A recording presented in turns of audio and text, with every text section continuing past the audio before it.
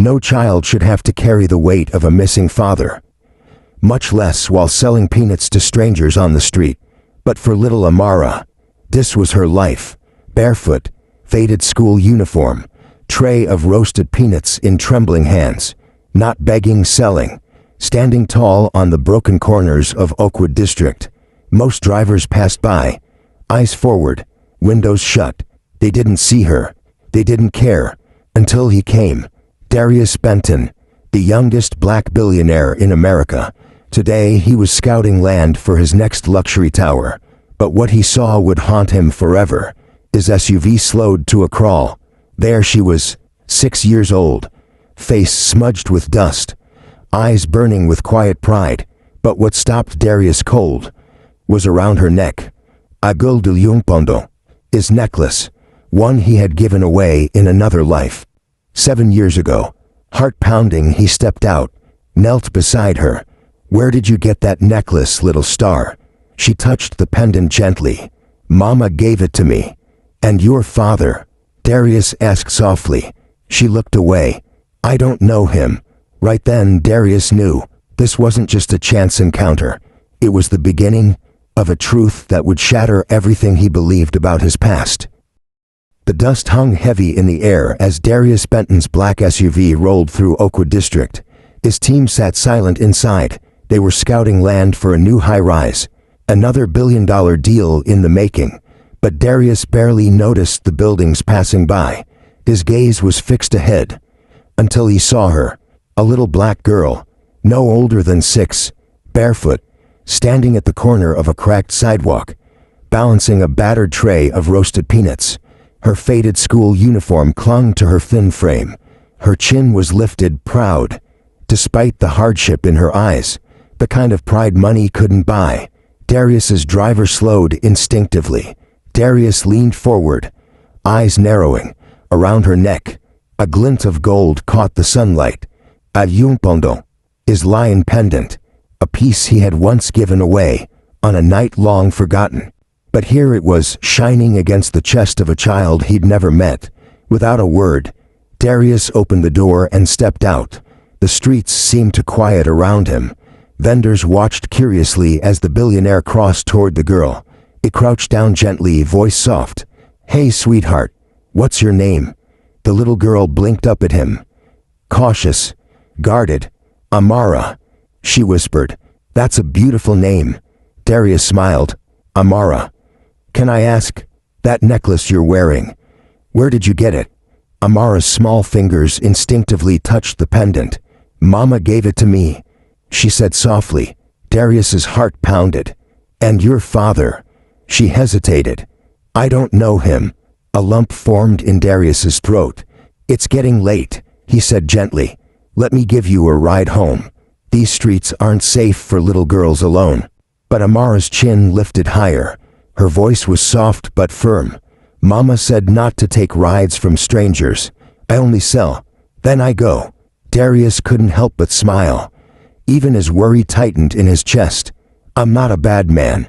I just wanna help." But Amara had already started packing her tray. "Thank you, sir," she said with a small bow, and just like that, she turned and disappeared into the crowded sidewalk, her small figure weaving between vendors and tired shoppers. Darius stood frozen. He turned sharply to his driver. "Follow her, quietly. I need to know where she lives." The driver nodded and slipped out of the SUV. Moving into the crowd, minutes passed. 1, 5, 10. Finally, the driver returned, shaking his head. "She's gone, sir." Darius frowned. "What do you mean, gone?" She ducked into an alley by the fabric stalls. "I searched everywhere." "She's fast, real fast." Darius leaned back against the SUV, eyes scanning the street. The image of the little girl burned into his mind. Her weary eyes, her proud voice, and that lion pendant, resting against her chest like a question from the past. He couldn't shake it. He couldn't drive away. Not this time.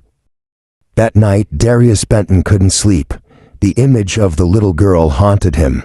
Her small bare feet, her proud voice, that lion pendant.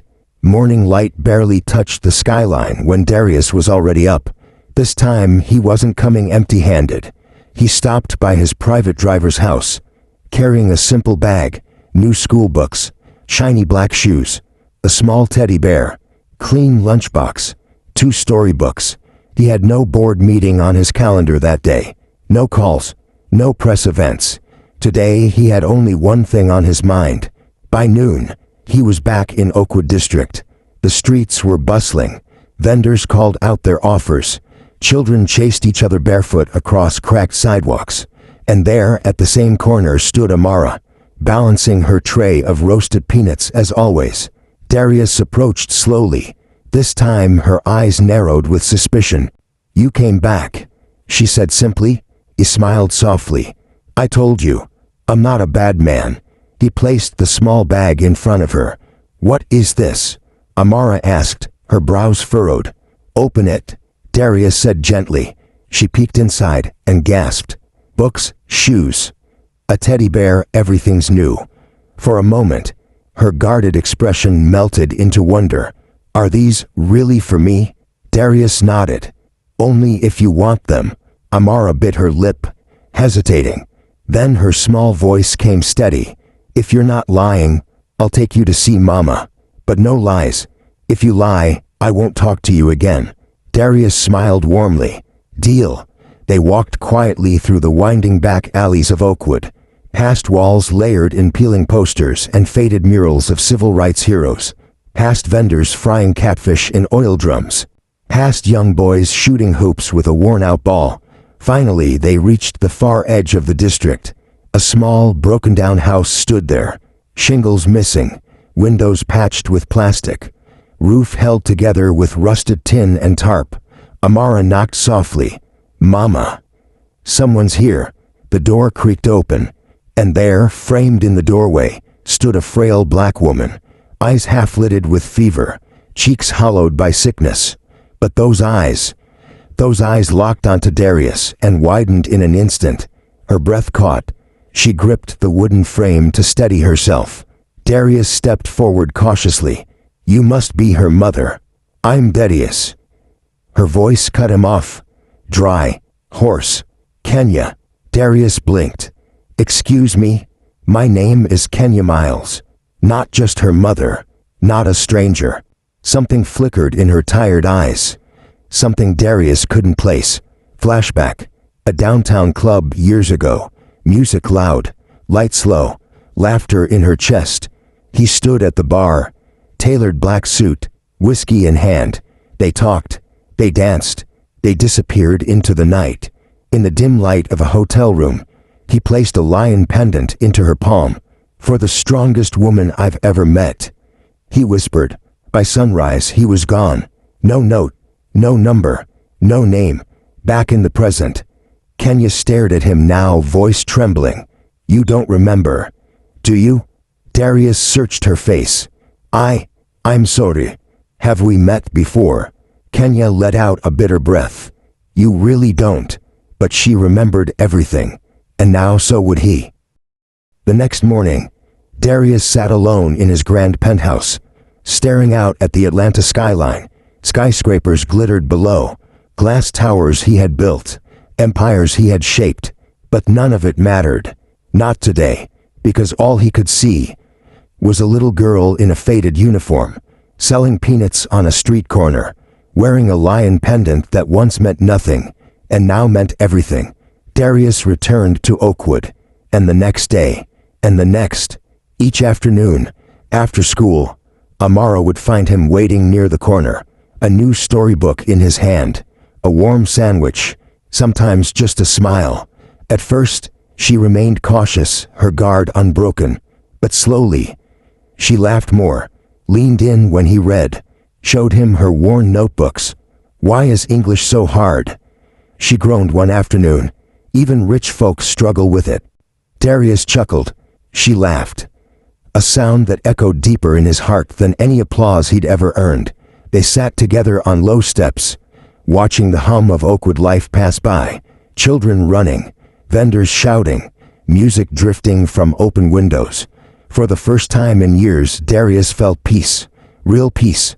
Not the kind found in boardrooms or bank accounts, But with peace came questions, and questions came with weight. One quiet afternoon, Darius sat with Amara as she colored a picture in the dirt with a stick. His assistant approached cautiously. "Sir, a word." Darius stood. They stepped aside. "This is the third meeting you've missed this week," the assistant whispered. "Investors are asking questions. Media saw you here again. The board is nervous." Darius glanced back at Amara, lost in her drawing. "I'm handling something more important," he replied calmly. "Sir, whatever this is, it's not business anymore, is it?" But Darius gave no answer, because deep down he already knew. This little girl wasn't just pulling him from his empire, she was pulling him home. That evening, back in his penthouse, Darius sat across from Vanessa Hall, his fiancée, an elegant black woman, poised, successful, the kind of partner the world expected him to have. They flipped through wedding catalogs. "This one's nice," Vanessa said, pointing at a beach ceremony photo. "Simple, but classy." Darius nodded slowly, but his eyes weren't on the pictures.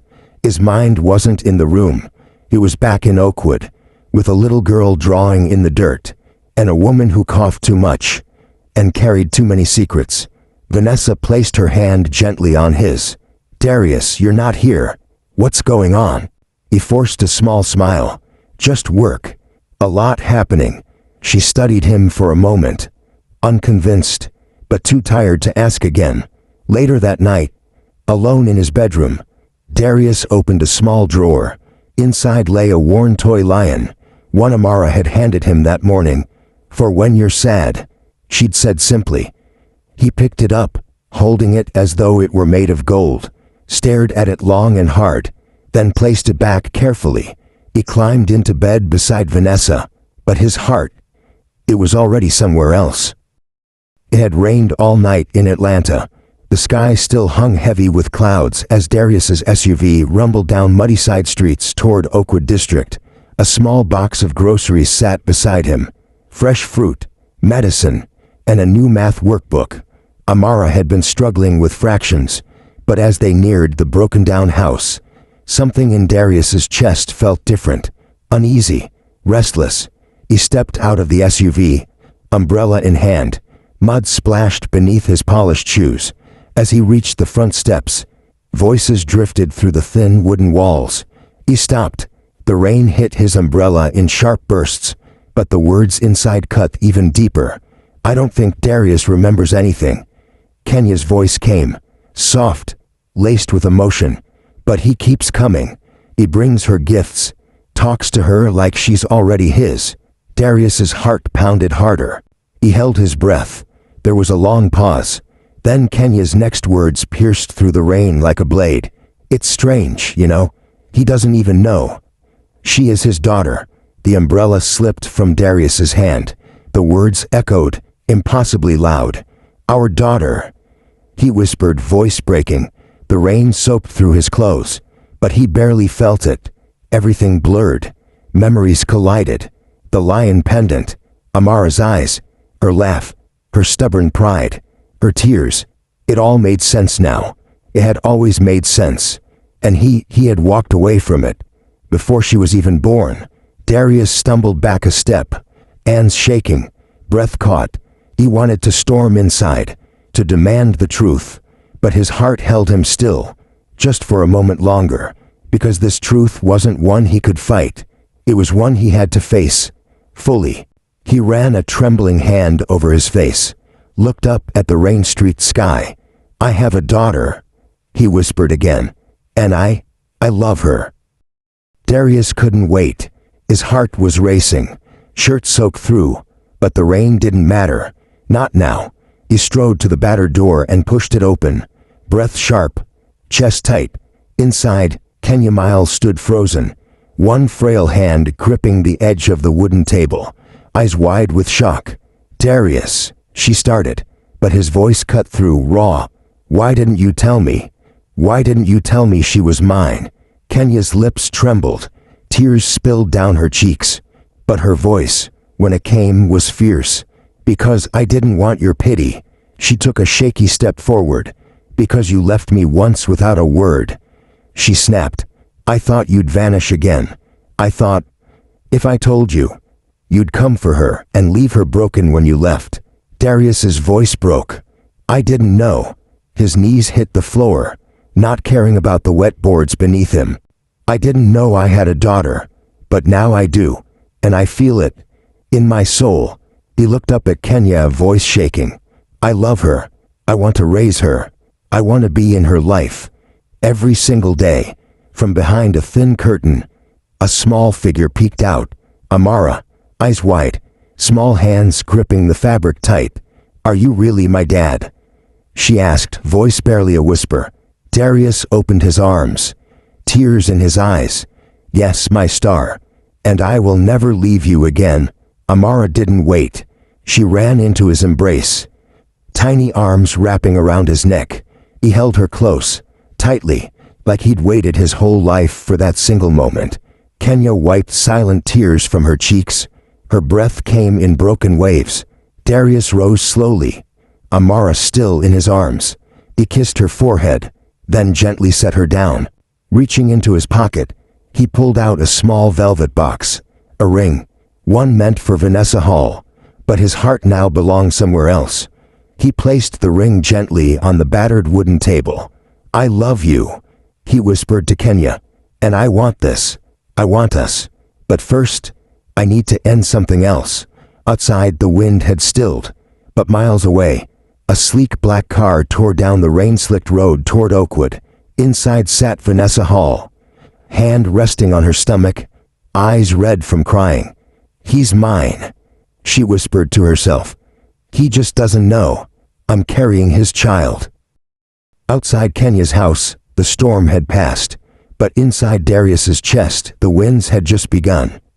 He stood in the doorway, gaze lingering on Kenya, and on little Amara, now curled in her mother's arms.